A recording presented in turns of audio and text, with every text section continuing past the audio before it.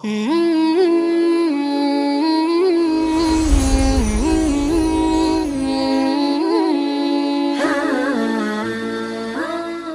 باللہ من الشیطان الرجیم، بسم اللہ الرحمن الرحیم۔ الحمد للہ رب العالمین، بارئ الخلائق اجمعین، هو الرزاق ذو القوة المتین، ثم الصلاۃ والسلام علی اشرف الانبیاء والمرسلین، سیدنا و مولانا ابی القاسم محمد، اللہم صلی علی محمد وآل محمد وأہل بیتہ الطیبین الطاہرین المعصومین المظلومین الذین اذہب اللہ عنہم الرجس وطہرہم تطہیرا، اللہم صلی علی محمد وآل محمد۔ اما بعد فقد قال رسول اللہ صلی اللہ علیہ وآلہ وسلم، ان الحسن والحسین سیدا شباب اہل الجنہ، صدق رسول اللہ صلی اللہ علیہ وآلہ وسلم۔ ناظرین کرام، السلام علیکم ورحمۃ اللہ وبرکاتہ۔ قائم ٹی وی کی رمضان نشریات، جو کہ رمضان کے نام سے عنوان سے جاری و ساری ہے، اس نشریات میں آج ہم جس موضوع پر آپ کے سامنے گفتگو کرنا چاہتے ہیں وہ موضوع ہے ولادت باسعادت امام حسن مجتبیٰ علیہ الصلوۃ والسلام۔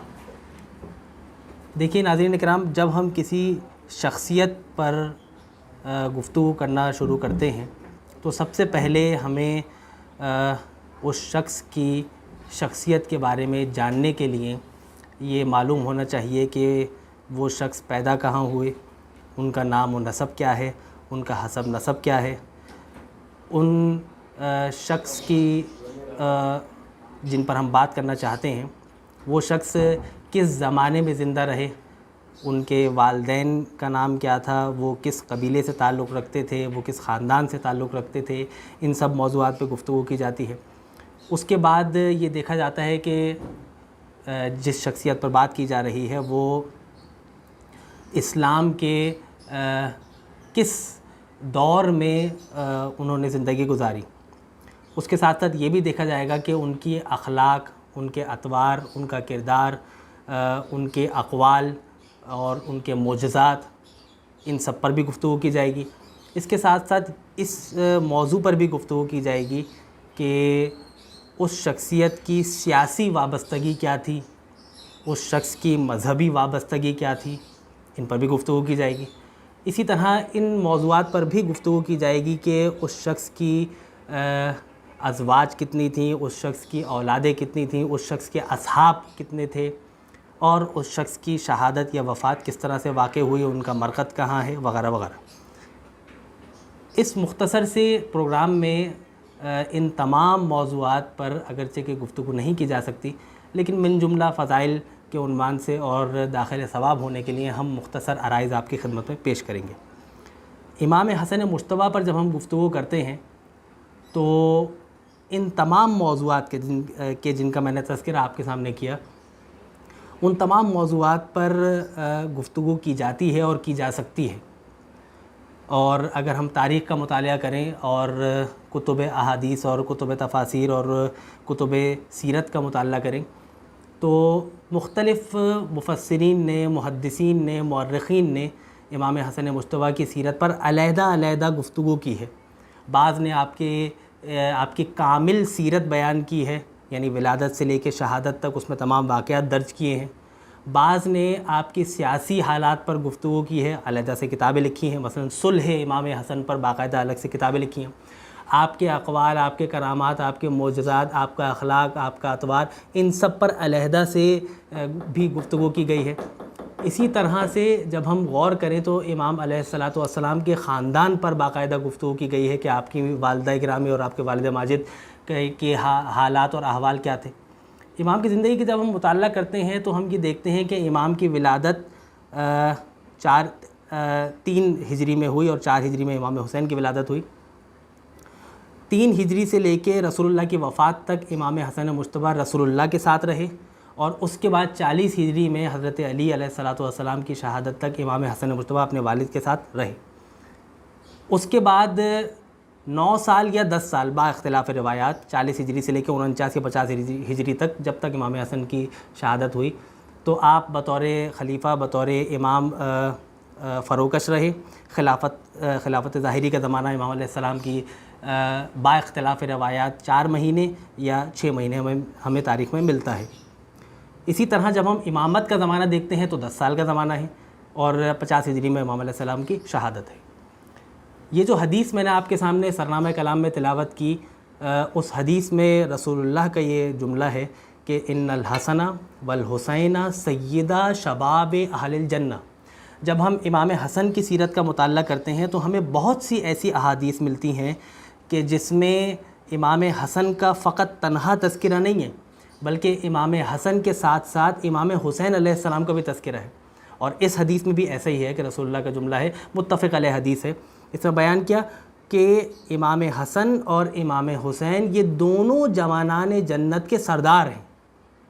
اللہ اکبر. یعنی اگر اس حدیث کو کھولا جائے تو اس حدیث سے ہی بے انتہا مطالب اخذ کیے جا سکتے ہیں. صرف یہ نانا نے اپنے نواسے کے لیے جملہ نہیں کہا ہے، بلکہ ایک رسول ختمی مرتبت نے اپنے بعد آنے والے اماموں میں سے 2 اماموں یعنی امام حسن اور امام حسین کی امامت کا بھی تذکرہ کیا ہے کہ یہ دونوں امام ہیں اور یہ دونوں سیدہ شباب اہل الجنہ. ایک دوسری روایت میں بھی بیان کیا کہ ان الحسن والحسین امامان قاما او قعدا.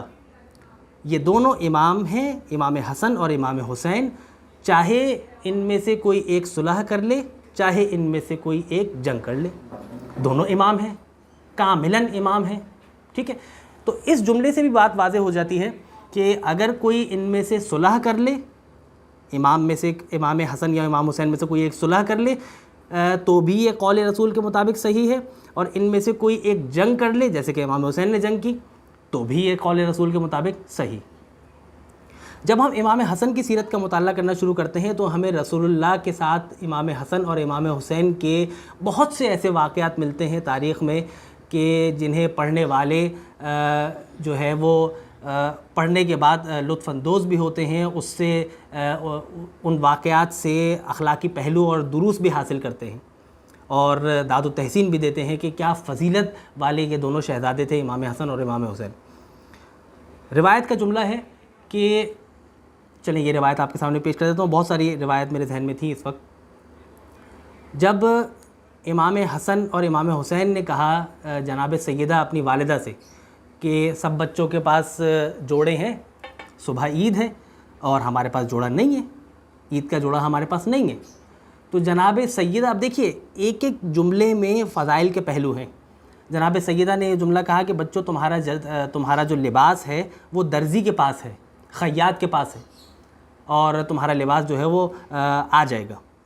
یعنی جناب سیدہ نے اگر یہ کہہ دیا، جناب فاطمہ الزہرا نے اگر یہ کہہ دیا کہ بچوں تمہارا لباس درزی کے پاس موجود ہے اور وہ آ جائے گا، اس کا مطلب یہ ہے کہ یہ پتھر پہ لکیر ہے، کیونکہ خداوند متعال نے ان ہستیوں کو وہ ولایت عطا کی ہے، خداوند متعال نے ان ہستیوں کو وہ صلاحیت عطا کی ہے کہ اگر یہ خداوند متعال سے کسی چیز کو طلب کرتے ہیں تو خداوند متعال انہیں یہ چیزیں فوراً عطا کر دیتا ہے. جب صبح ہوئی، دق الباب ہوا، کنیز نے دروازہ کھولا تو کہا کہ کون؟ کہا کہ انا خیاط الحسنین. جبرائیل علیہ السلام آئے اور آنے کے بعد یہ کہا کہ میں خیاط الحسنین ہوں، میں حسنین کا درزی ہوں، اور نئے لباس دیے. واقعہ صرف یہاں پہ تمام نہیں ہوا. رسول اللہ صبح تشریف لائے اور آنے کے بعد پوچھا جناب سیدہ سے کہ ان دونوں بچوں کے پاس یہ نیا لباس کہاں سے آیا؟ تو جناب سیدہ نے کہا کہ باباجان آپ کو نہیں معلوم؟ تو جناب رسول اللہ نے مسکرا کے جملہ کہا کہ جی ہاں مجھے معلوم ہے، کیونکہ جو خیاط الحسنین بن کر جبرائیل آپ کے دروازے پہ آئے تھے وہ اس کے بعد میرے دروازے پر مجھے سلام کرنے کے لیے آئے تھے اور مجھے بتا کر گئے کہ میں 2 لباس ان دونوں شہزادوں کے لیے لے کر آیا ہوں.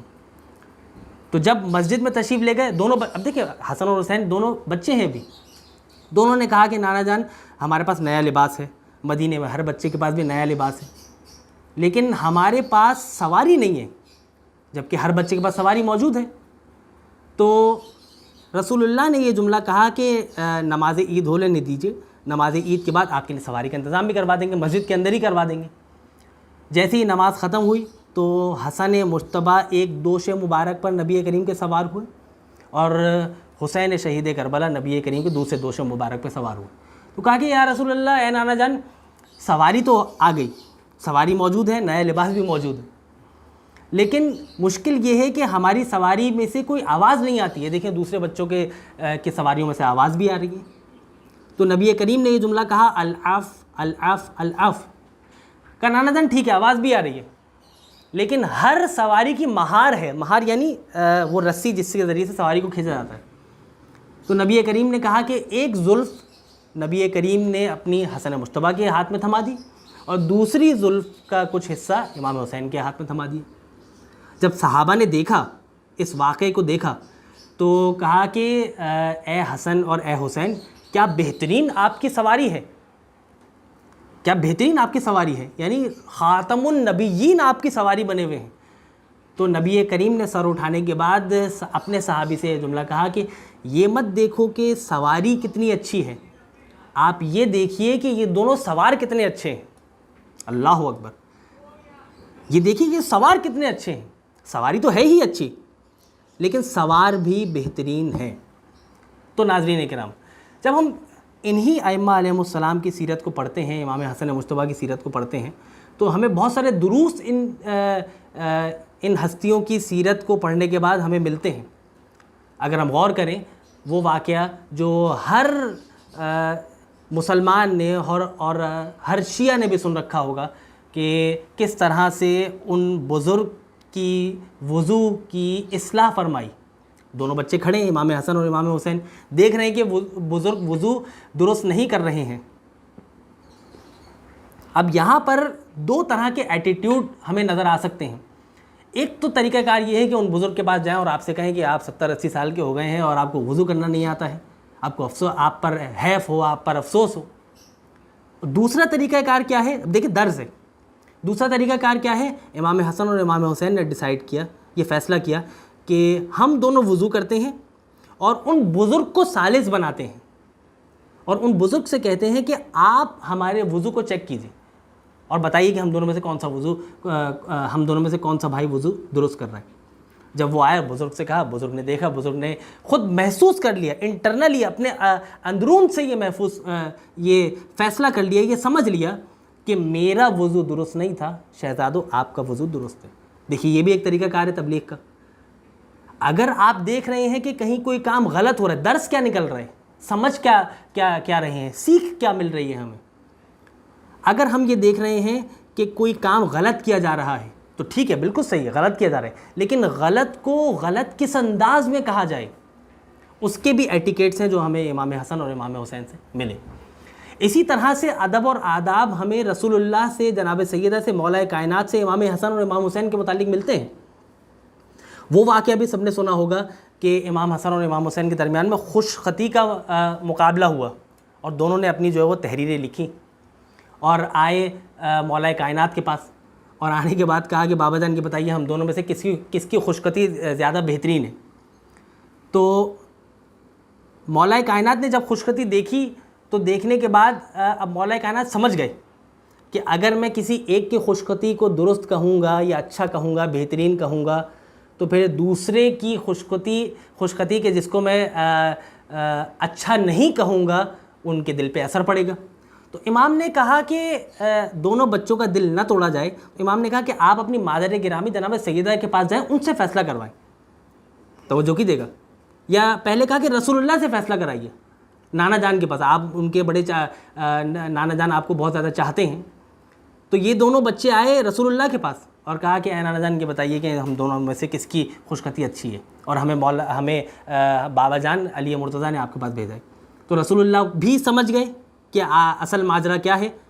تو نبی کریم نے کہا کہ آپ ایک کام کیجئے کہ اپنی مادر گرامی کے پاس جائیے، وہ آپ کو اس فیصلے کا حل بتائیں گے کہ کس کی لکھائی، کس کی خوش خطی زیادہ اچھی اور بہترین ہے. جیسے ہی یہ دونوں بچے حسن اور حسین آئے اپنے مادر گرامی کے پاس، تو جناب سیدہ سے کہا کہ ہم بابا جان کے پاس سے ہو کر آئے، ہم نانا جان کے پاس سے ہو کر آئے، اور اب آپ کے پاس آئیں.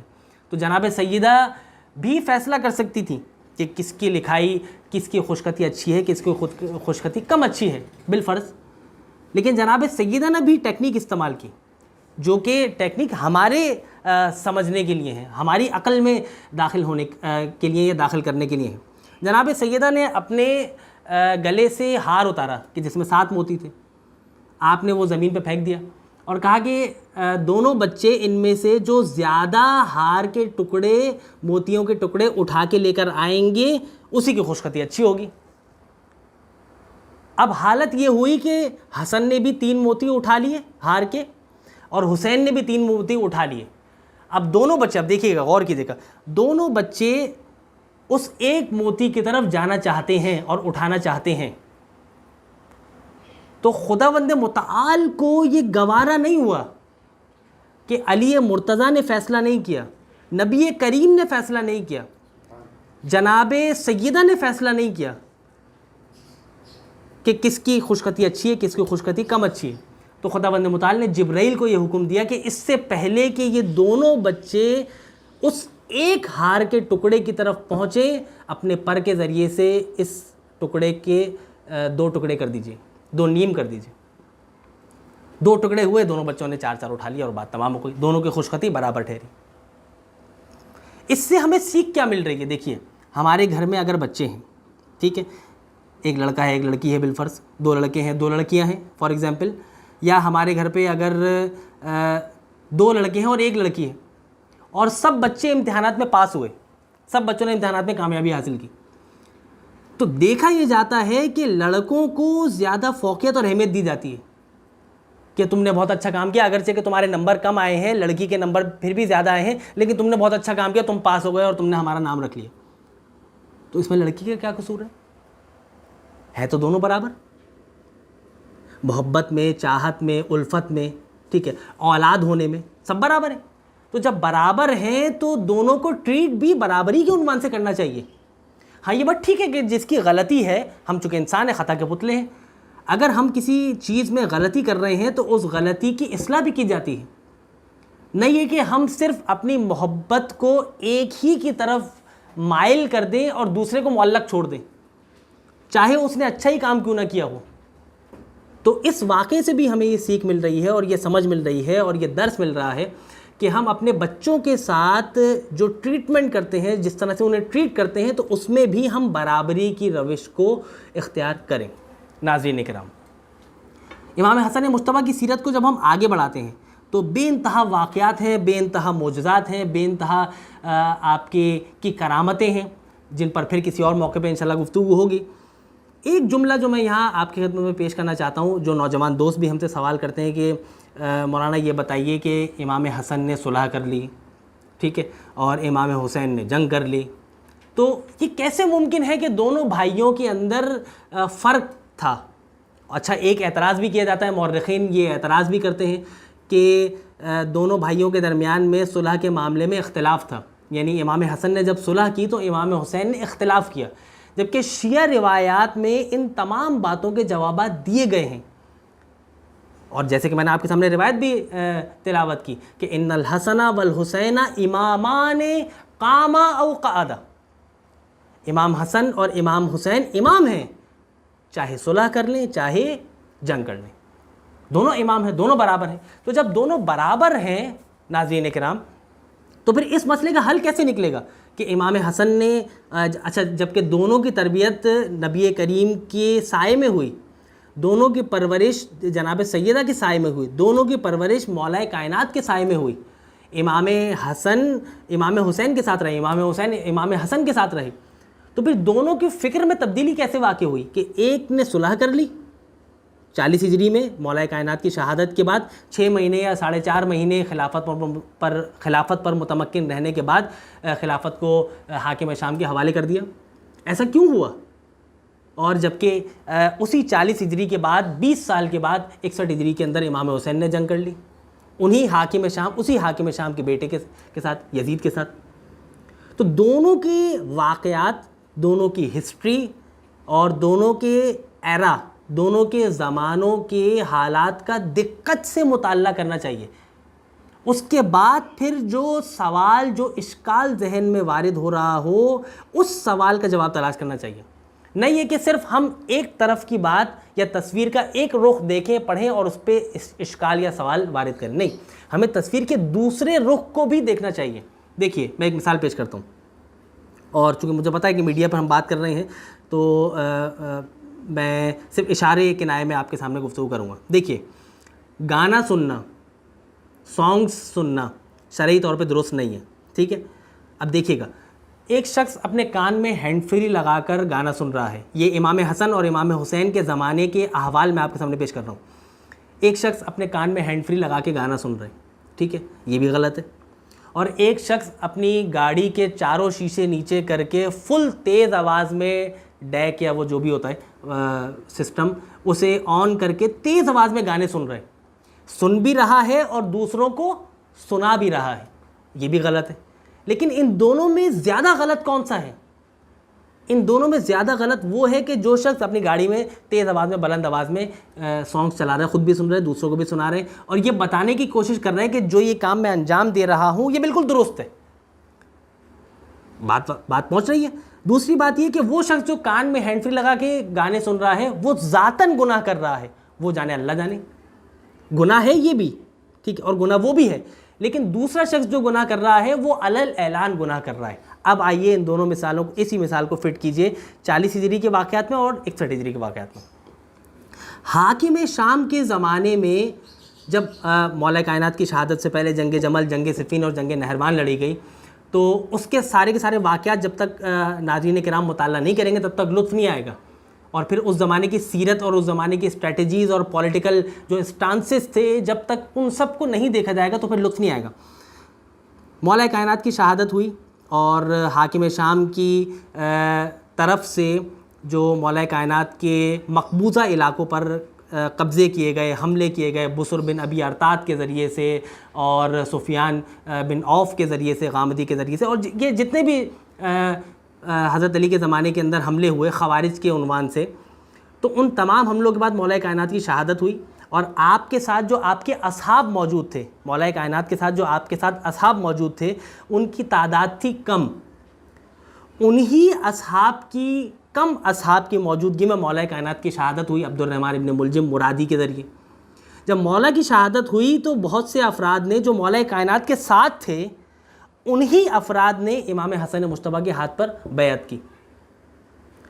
اور یہی کم افراد سے جب امام حسن مجتبیٰ نے کہا کہ مولا کائنات حضرت علی مرتضیٰ کا جو یہ فیصلہ تھا کہ حاکم شام کے ساتھ جنگ صفین کے اندر دوبارہ سے جنگ لڑی جائے تاکہ انہیں حکومت اسلامی کے پرچم تلے لایا جائے اور انہیں بھی اطاعت خلیفہ وقت کے زمرے میں لایا جائے، تو اس موقع پر بھی مولا کے اصحاب، جس طرح مولا کائنات کے اصحاب کی تعداد کم تھی، امام حسن کے اصحاب کی تعداد بھی کم تھی.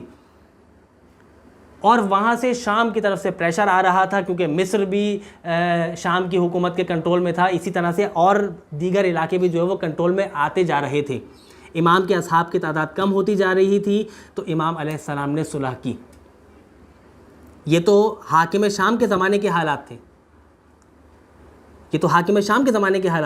اب 20 سال کے بعد چلیے امام حسین کے حالات کے اندر، یزید کے حالات میں، حاکم شام کے حالات میں اور یزید کے حالات میں بہت فرق ہے.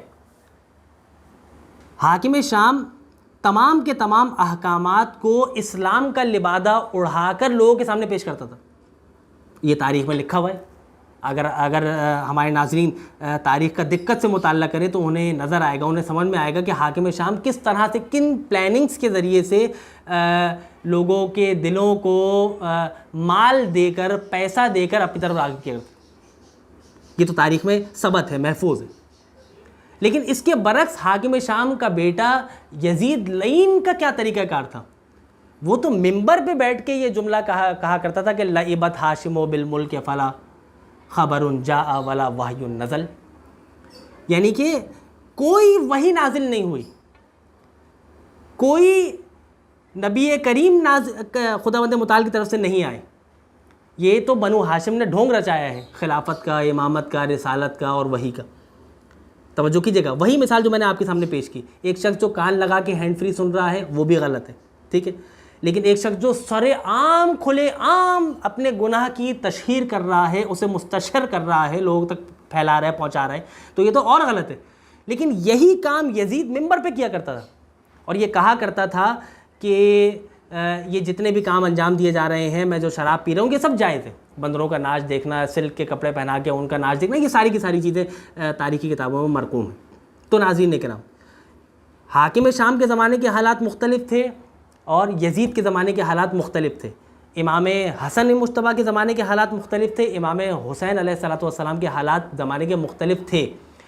اگر آخری جملہ اور بات تمام، اگر امام حسین امام حسن کے زمانے میں ہوتے تو صلح کرتے، اگر امام حسن امام حسین کے زمانے میں ہوتے جنگ کرتے۔